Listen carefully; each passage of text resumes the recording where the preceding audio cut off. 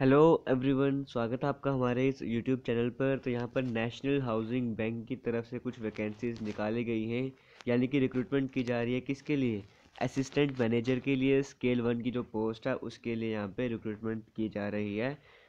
Application की बात करें तो 2 मार्च 2019 से फॉर्म स्टार्ट हो रहे हैं और 28 मार्च 2019 तक चलेंगे। आपको ऑनलाइन अप्लाई करना है, जिस पीडीएफ से मैं आपको सब कुछ समझा रहा हूँ।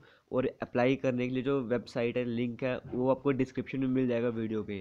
तो आप ऑफिशियल नोटिफिकेशन को डाउनलोड करके पढ़ भी सकते हो और डायरेक्ट यहाँ से अप्लाई भी कर सकते हो। हम अब बाकी जो भी इंपॉर्टेंट चीज़ें हैं वो यहाँ पे सारी डिस्कस कर लेते हैं।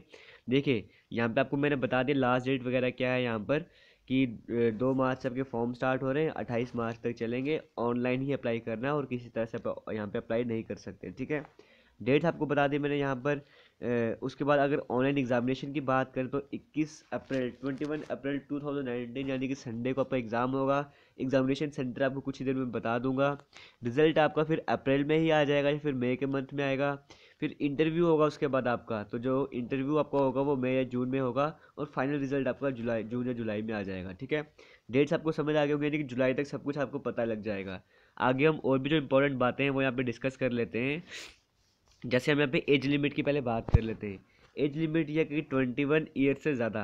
देखो यहाँ पे क्लियरली मेंशन किया गया, नॉट बिलो 21 ईयर्स, यानी कि 21 ईयर से ज़्यादा होने चाहिए और 28 ईयर से कम होने चाहिए, ठीक है। और यहाँ पे बताया कि कौन से डेट्स यहाँ पर, जैसे 2 मार्च 1991 से लेके 1 मार्च 1998, इसके बीच में आपका बर्थ होना चाहिए, ठीक है। और इम्पॉर्टेंट चीज़ यहाँ पे रिलैक्सेशन भी रखा गया है। SC ST के लिए 5 साल का, बाकी जो बैकवर्ड क्लासेज है 3 साल का, और बाकी आप देख सकते हो रिलैक्सेशन जो भी है बाकियों के लिए भी मेंशन किया गया है। क्वालिफिकेशन की बात कर लेते हैं। देखो, क्वालिफिकेशन देखी जाएगी आपकी 1 मार्च के अकॉर्डिंग।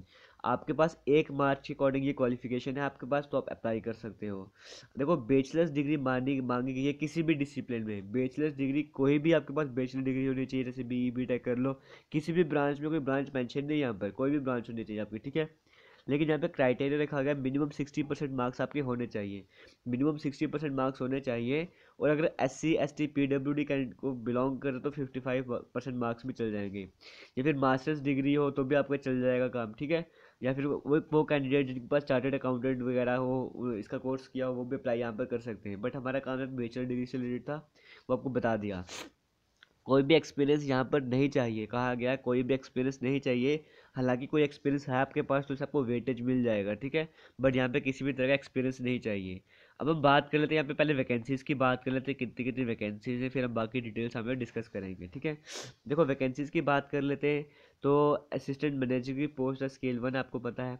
SC के लिए 1 वैकेंसी, ST के लिए 1 है, OBC के लिए 5 वैकेंसीज है, EWS के लिए 1, जनरल कैटेगरी के साथ, और टोटल वहाँ पे 15 वैकेंसीज यहाँ पर है, आपको दिख रहा है, ठीक है।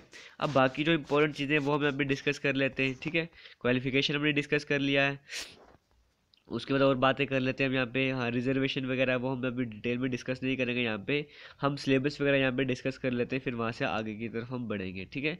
यहाँ पे पूरा क्लियरली मेंशन। हाँ, अब स्कीम ऑफ सिलेक्शन आपको बता दिया। फेज़ 1 आपको क्या होगा, ऑनलाइन एग्जामिनेशन होगा फेज़ 1, ठीक है। तो ऑनलाइन एग्जामिनेशन में क्या होगा, आपका ऑब्जेक्टिव टेस्ट भी होगा, डिस्क्रिप्टिव टेस्ट भी होगा। अभी समझ लेते हैं कैसे। देखो, 200 मार्क्स का होगा आपका ऑब्जेक्टिव टेस्ट, 3 घंटे का टाइम होगा आपके पास।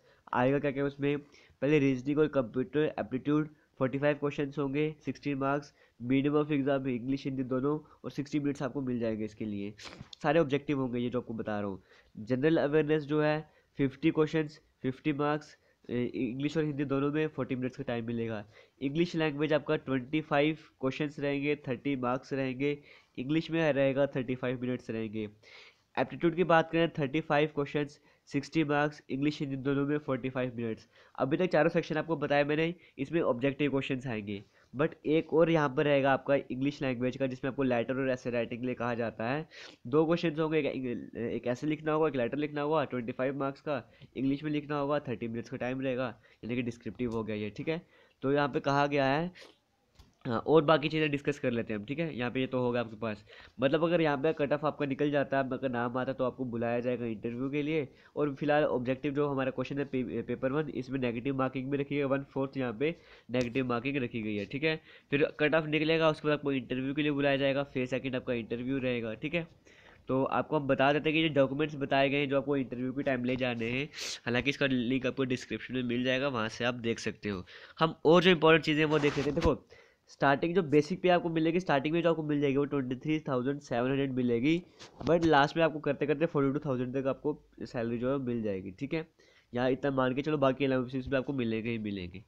और हम चीज़ें बात कर लेते हैं यहाँ पे, हाँ एप्लीकेशन फ़ी की बात कर लेते हैं। अगर SC ST या PWD कैंडिडेट है तो 100 रुपीज़ आपकी फ़ी रखी गई है। बाकी कोई कैटेगरी है तो 600 रुपीज़ यहाँ पर रखे गए हैं फ़ी, ठीक है। ऑनलाइन एग्जामिनेशन सेंटर कहाँ पे होंगे, देखो अहमदाबाद, एक सेकेंड सॉरी, हाँ अहमदाबाद में होगा, बेंगलुरु में होगा, चेन्नई में होगा, और कहाँ कहाँ होगा, फिर हैदराबाद है, कोलकाता है, मुंबई है, दिल्ली NCR, यहाँ पे आपके एग्जामिनेशन सेंटर बनेंगे। इन्हीं में से एक जगह आपका एग्ज़ाम होगा, ठीक है। और उसके बाद वेरिफिकेशन के लिए बताया गया क्या क्या, हाँ आपको अप्लाई कैसे करना है उसके लिए पूरी डिटेल यहाँ पे गिवन है। देखो हाउ टू अप्लाई लिखा हुआ है, बताया गया कैसे कैसे अप्लाई करना है, रजिस्ट्रेशन कैसे करना है, फोटोग्राफर क्या साइज़ चाहिए, सब कुछ यहाँ पे क्लियरली मेंशन किया गया है। तो आप इस PDF को देख सकते हो, आराम से समझ सकते हो, फिर खुद आप अप्लाई भी यहाँ पर कर सकते हो।